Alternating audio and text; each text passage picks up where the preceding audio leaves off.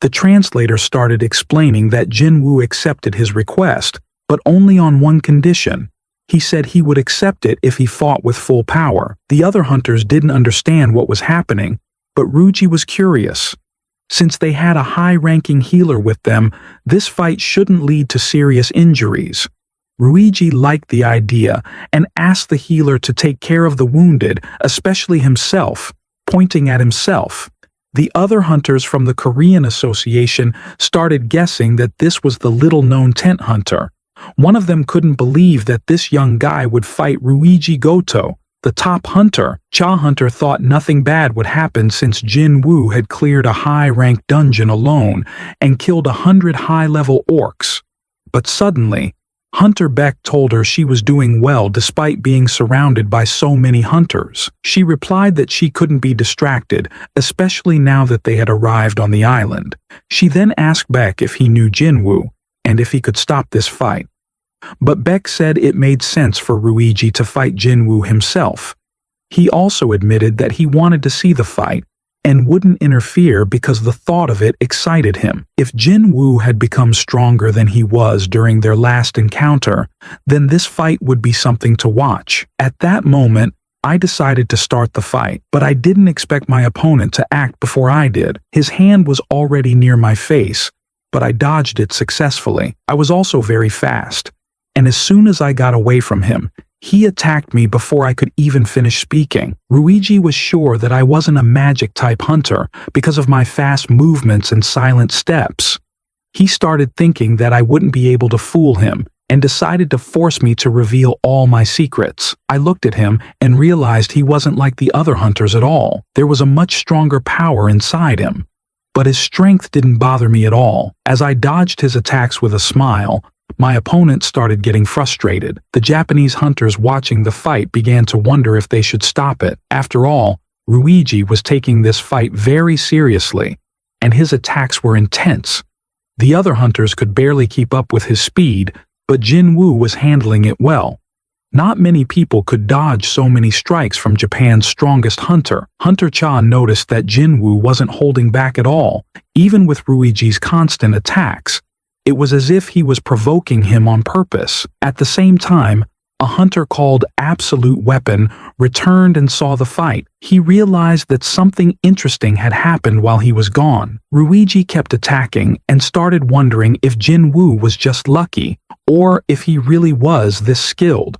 He realized that as long as he wasn't using his full power, there was no way to be sure of the battle's outcome. So, he changed his mind and decided to kill me. At that moment, I got a notification from the system. I felt an overwhelming sense of bloodlust nearby. I knew that if I delayed even a little, the system might give me an emergency quest, just like during the battle with the dungeon warden. Ruji's final attack nearly took out one of my eyes, but he didn't understand how dangerous my power was. He almost grabbed my wrist, but instead, he got angry and thought I was playing with him. I wasn't sure if I had caught him off guard, but if I had grabbed his wrist, the fight would have ended instantly. I knew he didn't want that either. As soon as I got serious, we swung at each other, and the ground beneath us shook. The other hunters didn't wait any longer and decided to stop us. As they got closer, they started holding us back. One of the hunters built a wall of ice. Another hunter declared that this fight had gone far enough. After all, Ruiji would be leading the Japanese hunters in a few days, and they couldn't afford for him to get injured. Since the duel was getting out of control, one of the hunters asked the translator to end the fight. Hunter Beck walked up to me and said maybe he shouldn't have gotten involved. I told him it was fine. Another hunter smiled and said I had not only gone up against Ruiji, but had only gotten a small scratch on my cheek. He said my body was incredibly strong, and that I had the physique of a magic-type hunter, even though they lacked fighters. He then asked if I had joined any hunter groups yet. If not, he suggested I join theirs. But another hunter standing on the balcony shouted that Jinwoo was also a magic-type hunter. I stood there, realizing I had gone a little too far. Now, I understood the strength of all the hunters gathered here. I also noticed something else. None of them had seen my shadow soldiers, despite being high-level hunters. Even Ruiji hadn't sensed them. I started thinking about what the Hunters Association president had asked me. Would I take part in the Jeju Island operation? The president was shocked when he heard my response. Meanwhile, the translator asked Ruiji if he was okay. He felt strange and was looking at the ground, as if something had happened to him after that fight. The next day, at the White Tiger Guild, Hunter Beck sat in his chair, wondering if being awakened twice meant unlimited growth. He also wondered how much Jin Woo would be worth to them. However, he knew it was useless to try recruiting new hunters at the moment. There were still ways to contact them, and now it was time for Plan B. His phone rang, and he looked at the final list of participants for an event happening in 4 days, but he was shocked. Jin Woo's name wasn't on the list, and he couldn't believe his eyes. At the same time, Ruiji was on the phone with Matsumoto, telling him that there was a strong hunter in Korea, but Matsumoto responded that he was probably weaker than Ruiji. Ruiji admitted that he didn't even know the guy's name. Matsumoto asked what his name was, and Ruiji replied, "Hunter Jin Woo." He explained that Jin Woo had reawakened and recently got his new rank. Matsumoto found this odd, saying that no such name was on the list. Ruiji didn't understand what he meant. Then, Matsumoto mentioned that the final list of Korean hunters for the upcoming raid had just been released. 6 hunters would leave in 4 days as part of the Korean team. Ruiji was confused about why the president couldn't form a team without an artificial hunter, but it didn't matter anymore. 16 hunters would be joining this time, so there shouldn't be any problems. Ruiji realized he had worried for no reason and decided to call back when the raid started. Meanwhile, on the island where the hunters would be arriving in 4 days, the Queen of the Ants ordered her people to leave. There was no more food on the island, and the ants had started eating each other. She declared that they needed a stronger army, warriors who could protect their kingdom and make their enemies tremble in fear. Inside an egg, a massive ant responded, saying he would make their enemies fear them. He vowed to become stronger than anyone else.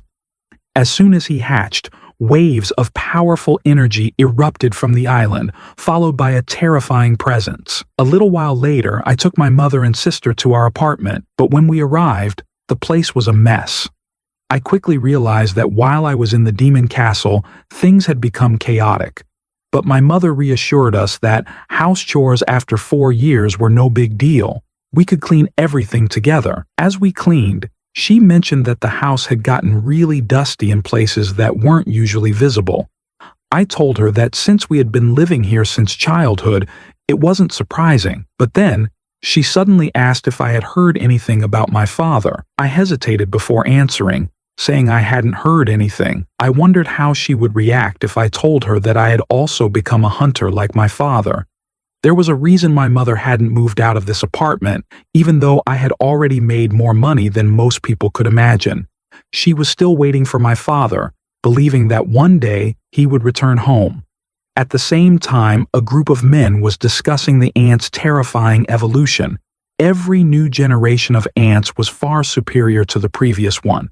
The ants that appeared in the first and second raids had crawled like normal insects, but now, in just 2 years, they had changed dramatically. Recent footage showed ants that stood upright like humans. Their heads were smaller, making them more agile, and they could use all 4 limbs like arms. A new image revealed an even more terrifying discovery. The ants had now developed large wings and could fly. After the discussion about the terrifying evolution of the ants, the scene shifts back to Korea. Jin Woo, now aware of the growing threat on Jeju Island, begins strategizing for the upcoming raid. The Korean Hunters Association has finalized its team for the mission, but Jin Woo's name is not on the official list. This surprises many, as his strength is undeniable. However, Jin Woo remains silent, waiting for the right moment to act. Meanwhile, in Japan, the higher-ups discuss their own plans regarding the Jeju Island raid. They are confident in their elite team of hunters, led by Ryuji Goto. However, They underestimate the threat lurking beneath the surface. The ants are not just evolving, they are preparing for war.